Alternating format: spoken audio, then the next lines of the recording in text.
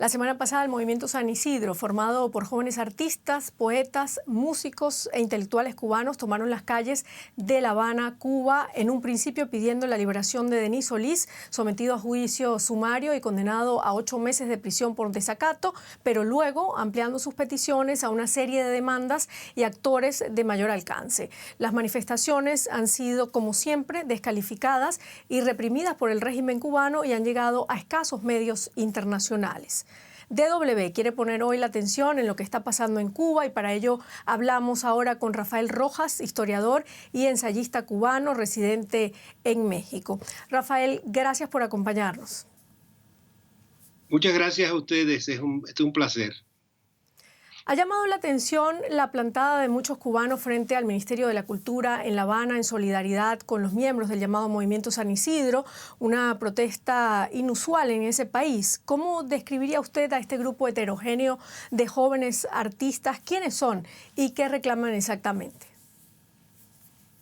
Bueno, el grupo que se reunió en el Ministerio de Cultura, frente al Ministerio de Cultura durante más de 12 horas, el pasado 27 de noviembre, está conformado mayoritariamente por jóvenes de la última generación de intelectuales, artistas, cineastas cubanos. Yo te diría que ronda la edad promedio, debe estar sobre los 30 años o menos, casi todos en su mayoría nacidos en los años 90, aunque también participaron en apoyo a estos jóvenes otras figuras, algunas de esas figuras muy involucradas en el movimiento cultural independiente dentro de la isla, como Tania Bruguera, y otros que se acercaron allí en solidaridad con los jóvenes, como Lázaro Saavedra, que es Premio Nacional de Artes Plásticas. También intervinieron el director Fernando Pérez, tal vez el director de cine de mayor prestigio y reconocimiento nacional e internacional en Cuba, y el actor Jorge Perogurría, pero ellos se acercaron al Ministerio de Cultura específicamente para intervenir en el diálogo en que derivó aquella sentada, como le llaman ellos, los propios actores de este movimiento. Rafael, ¿sería este movimiento una consecuencia, una reacción tardía a las políticas anti-Obama, al decreto 349 que limita la actividad cultural independiente? Sí, creo que esa es la manera correcta de entender la temporalidad de este conflicto. Este es un conflicto, por lo que podemos comprobar a través de algunos de sus protagonistas, como la artista Tania Bruguera o el artista Luis Manuel Otero Alcántara, líder del movimiento San Isidro. Este es, como decíamos, un movimiento que está directamente relacionado con la reacción de la comunidad artística e intelectual joven de la isla contra una serie de decretos y leyes. No es únicamente el 349, es también la ley de símbolos nacionales, que limita muy fuertemente las intervenciones de los artistas jóvenes en torno a símbolos de la nación como la bandera, el himno o el escudo, pero también el decreto 370, que restringe la libertad de expresión en Internet, o el 373, que es un decreto concebido para regularizar el cine independiente en Cuba, pero que impone, al igual que el 349, una fuerte intervención del Estado sobre los límites en torno a quién puede ser artista o no, quién puede ser cineasta independiente o no. Claro, bueno, los límites que impone el Estado cubano. ¿Cuál es el alcance real de estas manifestaciones del movimiento San Isidro? ¿Podríamos hablar de esta experiencia como de un renacimiento de una sociedad civil en Cuba por tantas décadas aplastada y estatizada? Recordemos además, Rafael, que en Cuba existe incluso una agencia cubana del rap, una oficina estatal que regula y define lo que es en esencia este arte callejero, ¿no? Sí, en la larga duración esto es parte también de ese proceso de crecimiento y articulación de la sociedad civil y de nuevos actores de la cultura cubana independiente, y es, como sabemos, es un proceso que podemos remontar a los años 80, incluso a los años 90 del siglo pasado. Sin embargo, tiene su especificidad este movimiento, como decíamos, precisamente por esta apuesta muy fuerte por la cultura independiente de las nuevas generaciones, de los más jóvenes. Y hay algo muy, muy singular, yo creo, que en toda esa generación y en sus manifestaciones, y es el altísimo civismo con que conducen sus acciones cívicas o políticas. Y luego también yo diría que un apego a la nueva Constitución, la Constitución de 2019, que es algo que no veíamos antes. Hay una cultura jurídica en estos nuevos grupos que los lleva, por ejemplo, a cuestionar muy directamente cuando un arresto preventivo o un proceso judicial viola las normas del debido proceso que están contempladas en la propia Constitución. Es decir, que usan la Constitución para combatir los decretos restrictivos del gobierno. Bueno, en una nueva generación en las calles de Cuba, sin embargo, la respuesta oficial no ha sido tan nueva, ¿no? El gobierno cubano ha puesto en duda a este movimiento San Isidro, ha mandado a reprimir duramente a los jóvenes, dice que reciben dinero del gobierno de Estados Unidos, que tienen vínculos con terroristas de Miami y la CIA y que son además partidarios de la reelección de Donald Trump. ¿Qué tan fuerte ha sido la represión? Cuéntanos. Sí, tú lo has dicho muy bien. Hay una novedad en este movimiento cultural joven y un perfecto civismo, pacifismo e incluso constitucionalismo, y en cambio la respuesta del gobierno cubano ha sido la misma de siempre. Es una respuesta típica de Guerra Fría. Se ha creado un relato según el cual todos estos jóvenes, todos, tanto los del movimiento San Isidro como los que se plantaron frente al Ministerio de Cultura, son peones del imperialismo yanqui, son marionetas de un poder extranjero. Se ha llegado incluso a decir que todo lo que ha sucedido forma parte de un golpe blando del gobierno de Donald Trump, conducido por terroristas, mercenarios y delincuentes, que serían estos jóvenes.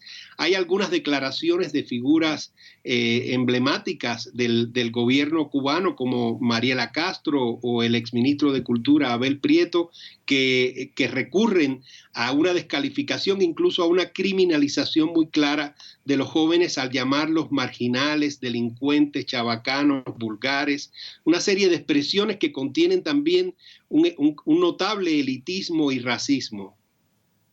Bueno, la represión a estas voces disidentes es para algunos un fracaso del movimiento, para otros la visibilización de otra fisura en la legitimidad y gobernanza de las élites político-militares que controlan la isla desde 1959. ¿Qué lectura tiene usted de todo lo ocurrido?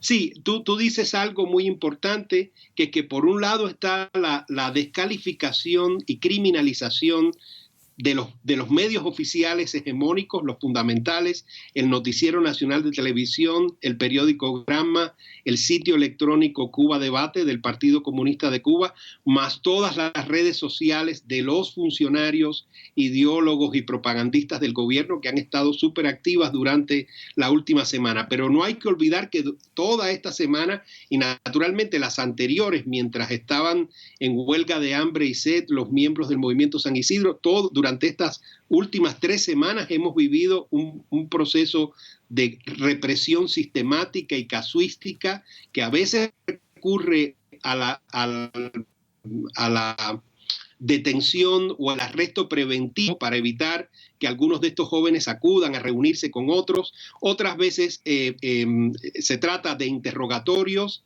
express de unas 3 o 4 horas a líderes de algunos de estos grupos, de estos colectivos, como es el caso del periodista y escritor Carlos Manuel Álvarez, director de la muy influyente publicación electrónica El Estornudo, o la artista Tania Bruguera o el propio Luis Manuel Otero Alcántara, que han sido llevados a centros de la seguridad del Estado para interrogatorios breves, pero también se han intentado crear procesos judiciales más ordinarios contra algunos de ellos. Bueno, las protestas, sin embargo, llevaron al régimen cubano a abrir un diálogo con los manifestantes. ¿Qué podríamos esperar de una mesa de diálogo con el gobierno de la isla? Bueno, hoy supimos en la mañana que ya el Ministerio de Cultura, a través de una nota, canceló cualquier posibilidad de diálogo.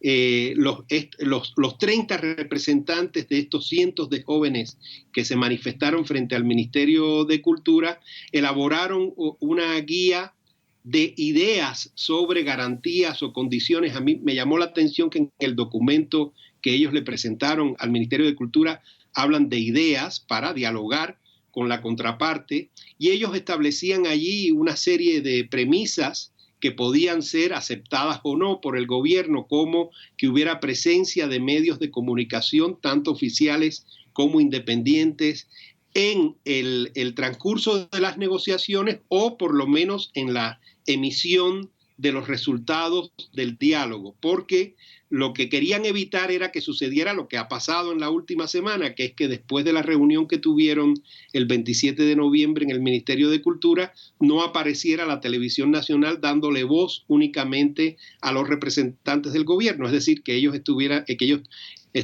fueran tomados en cuenta. También ampliaron un poco la lista de los integrantes, e incluyeron a Luis Manuel Otero Alcántara, que es como decíamos antes, un protagonista de todo este conflicto.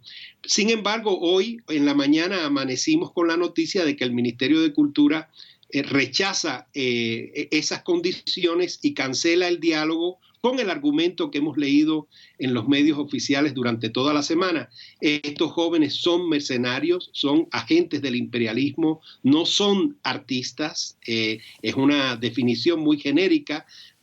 Se da a entender que se están refiriendo a Luis Manuel Otero Alcántara, pero no ponen el nombre. Por lo tanto, la expresión puede ser atribuida a los cientos de jóvenes que estuvieron frente al Ministerio de Cultura. Hay una descalificación de estos jóvenes como artistas, y al mismo tiempo una criminalización. Y por lo tanto, el Ministerio de Cultura sostiene que no tiene que dialogar con estos enemigos.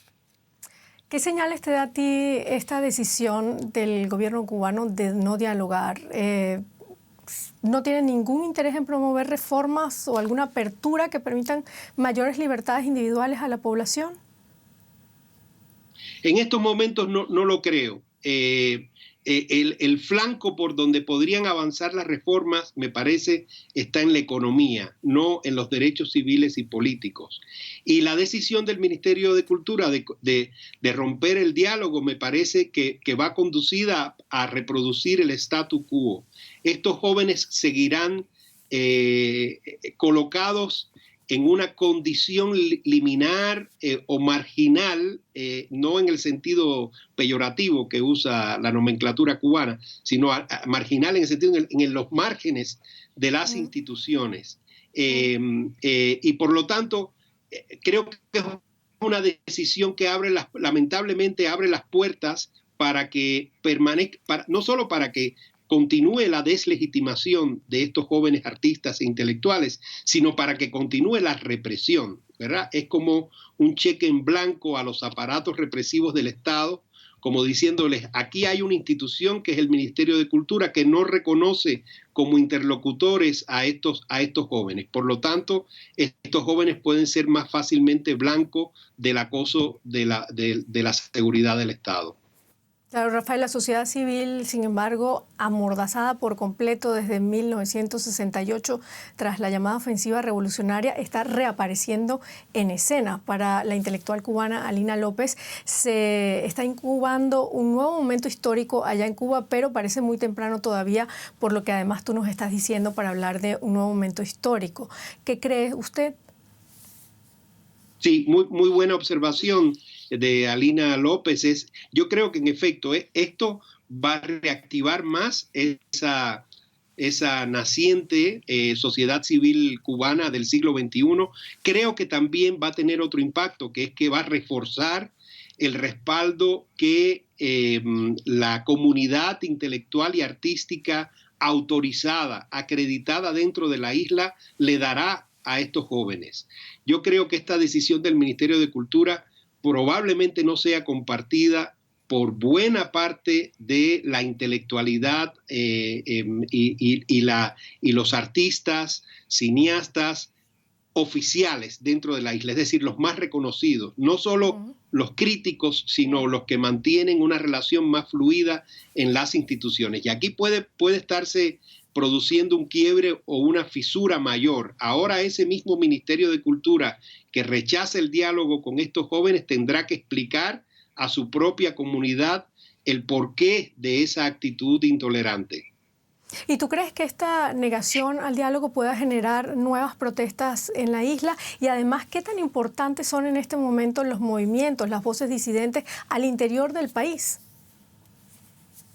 Bueno, yo espero que haya alguna reacción. Espero también que la reacción sea igual de cívica y pacífica como hemos visto en las últimas semanas, tanto en el movimiento San Isidro como en la sentada frente al Ministerio de Cultura. Es muy importante, creo yo, que esta nueva generación desmienta en la práctica el cargo que se le hace de terrorista, mercenaria por parte de los medios oficiales. Tendremos que observar con mucho cuidado cuáles son las reacciones. Lo que no descarto ciertamente es que a partir de ahora la represión sea más expedita, porque el diálogo con todo podía contener a los aparatos de la seguridad. Ahora sienten esos aparatos que están liberados, que tienen la luz verde de la institución cultural para actuar contra los jóvenes. Rafael Rojas, lamentablemente se nos ha acabado el tiempo. Muchísimas gracias por compartir este análisis con nosotros en DW.